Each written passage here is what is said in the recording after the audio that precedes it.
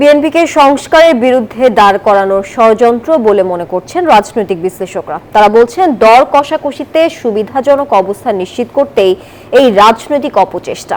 এটি ভোটের রাজনীতিতে প্রতিপক্ষকে ঘায়েল করার পুরনো রাজনৈতিক কৌশল। গণতন্ত্র উত্তরণের নতুন যাত্রায় দেশের স্বার্থে দোষারোপের রাজনীতি পরিহারেরও আহ্বান তাদের। বিস্তারিত থাকছে মাহমুদ হাসানের প্রতিবেদনে।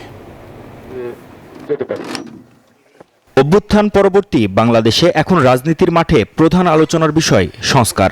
রাষ্ট্র কাঠামো গঠন, সংস্কার প্রস্তাব এবং নতুন বাংলাদেশ গঠনে কাজ করছে ঐকমত্য কমিশন।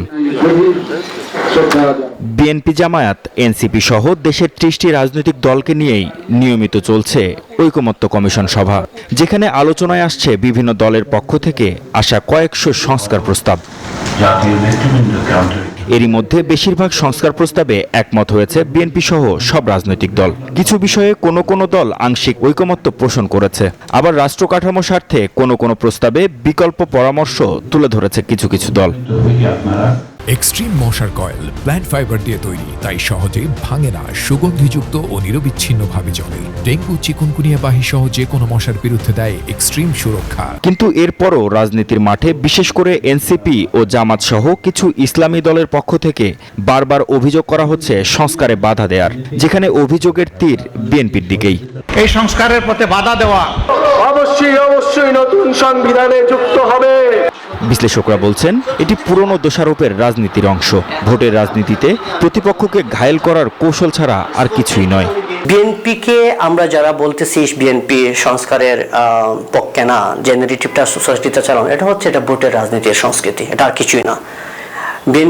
বিএনপি যদি সংস্কার না চেত তাহলে আমরা বলতে পারতাম না যে আমরা এত % সংস্কার কিন্তু আমরা কমপ্লিট করতে পারছি। এতে খুব একটা রাজনৈতিক ফায়দা নাও হইতে পারে, আমার মনে হয় না খুব বেশি রাজনৈতিক ফায়দা, বরং যারা এটা করতেছে তারাও উল্টা ক্ষতিগ্রস্ত হতে পারে। বিএনপিকে চাপে ফেলে স্বার্থ হাসিলের চেষ্টা হিসেবেও দেখছেন বিশ্লেষকদের কেউ।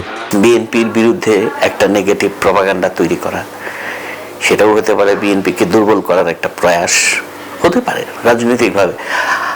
প্রতিপক্ষকে দুর্বল করে আমি আমার অবস্থান তৈরি করার যে ট্যাকটিক্স, এটা রাজনীতিতে চলে। আওয়ামী লীগের 30% ভোট আছে, অন্যান্য বাড়ির 30% ভোট আছে। এই ভোটটাকে কিভাবে কে ক্যাশ করবে, এনসিপি নাকি জামাত ইসলামী নাকি বিএনপি, এটা নিয়ে যে একটা পলিটিক্স কাজ করতেছে সোসাইটির মধ্যে। আবার কিছু আছে যারা কোনো রাজনৈতিক বিশ্বাসী না, তারা একটা নিউট্রাল ভোট আছে। এই ভোটগুলো কাজ করার জন্য কিন্তু এই দোষারোপটা চলতেছে যে এরা সংস্কার চায় না, এরা এটা চায় না, এটা ওইটা চায় না।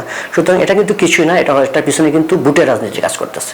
কেবল রাষ্ট্র কাঠামোর সংস্কার নয়, দেশের স্বার্থে রাজনীতির ভাষাতেও সংস্কার আনা জরুরি বলে মনে করছেন বিশ্লেষকরা। মাহমুদ হাসান, নিউজ 24, ঢাকা।